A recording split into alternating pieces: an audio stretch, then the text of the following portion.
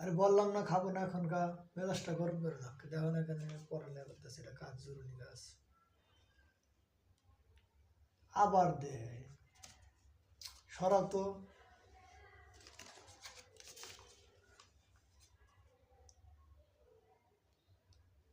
আবার দে কি hore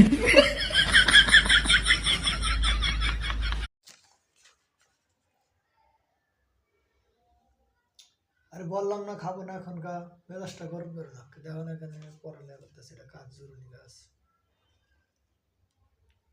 আবার দে সরাও তো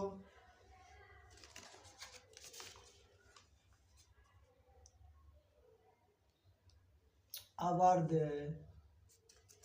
কি hore